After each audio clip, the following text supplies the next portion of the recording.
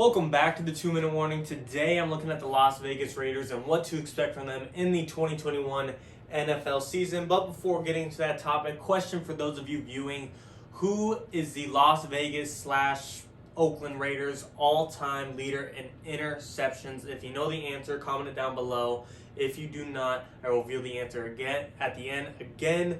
Who is the all-time leader in interceptions for the Raiders in their franchise history? But getting into this topic, kind of a interesting free agency for the Las Vegas Raiders this season. Signing Kenyon Drake was, I think, a big surprise by a lot of NFL executives, a lot of NFL fans, a lot of speculators, and everyone that is just watching the NFL in general. Kenyon Drake was a surprise because if you look across that division, the Las Vegas Raiders, quarterback-wise, they probably have the third best quarterback in the division. Offensive line, they completely gave away their entire offensive line this past year. It's like a shell of what it was. All those guys are now kind of gone for the most part.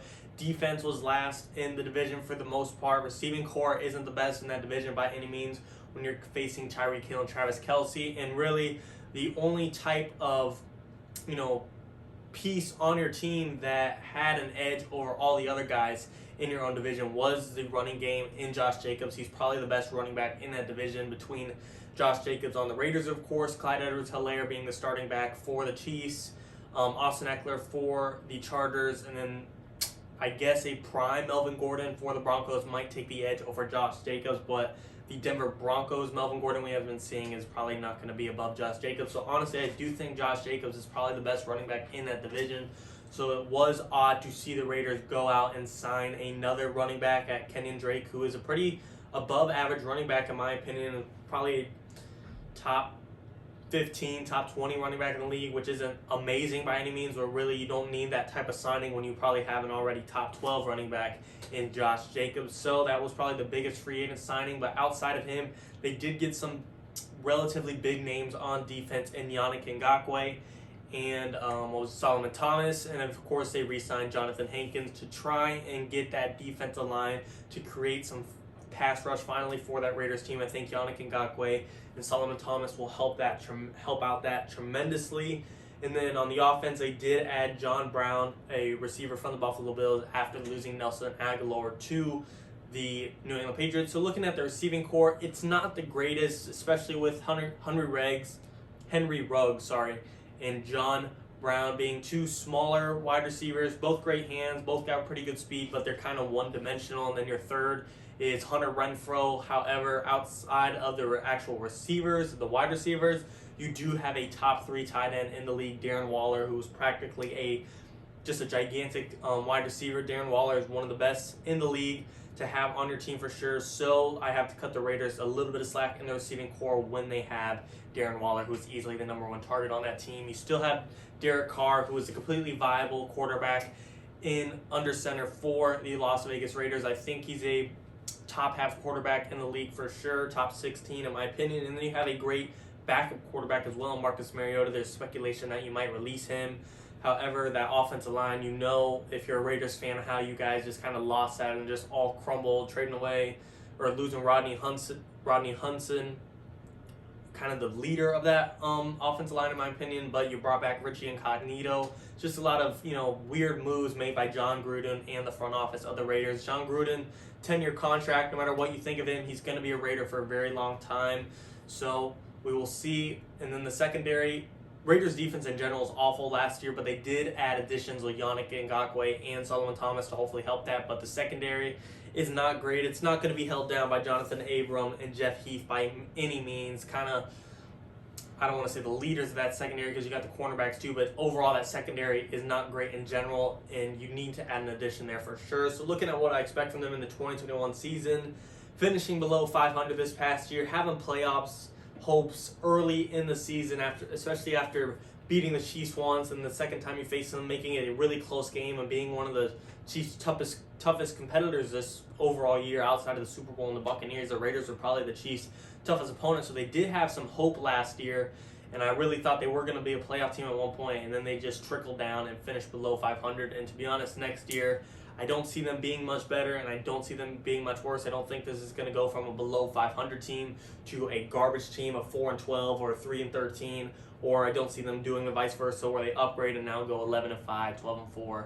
13-3. I see them sitting right around that 500 mark, anywhere from 7-9 to 9-7 is where I see the Las Vegas Raiders. Everything on their team is just really average. John Gruden's a good coach, I guess. He's had success in the past, especially in the Super Bowl with the Buccaneers, and he has changed the Raiders culture, and he's just a great presence to have on that Raiders team, but the success has not transferred over there yet. Derek Carr, I like him. And the receiving core has Darren Waller, but this team doesn't have any absolute, Darren Waller is an X factor, but outside of Darren Waller, there's no absolute X factors on this team that you just fear them that will, carry them to the playoffs, like a Derrick Henry and the Titans, how no matter what is around him, he's probably going to get them to the playoffs, or a Tom Brady, no matter who he's playing with, he's going to get his team to the playoffs. The Raiders don't have any absolute X factors that could carry the load of this team and do absolutely everything to get them there. And unfortunately, how the moves are going in free agency, it doesn't look like they're going to change. They don't have a lot left in cap space by any means, and a little bit of their money, $2 million, went towards Kenyon Drake, which is still a great and good running back in my opinion, but it wasn't necessary when you have Josh Jacobs, who's a top 12 running back. You didn't need Kenyon Drake. Just like the Marcus Mariota thing, yeah, he's a good backup to have, but when you have Derek Carr, you don't want to be spending your money on the backup position, making Marcus Mariota the highest paid backup quarterback in the NFL. Just a lot of decisions made by the Raiders this offseason and even past seasons that wasn't right to set up their future, especially now when you're a division that has the dynasty in the Kansas City Chiefs, with now the LA Chargers who are emerging as well. I don't see them winning this division, and I don't have them making the playoffs.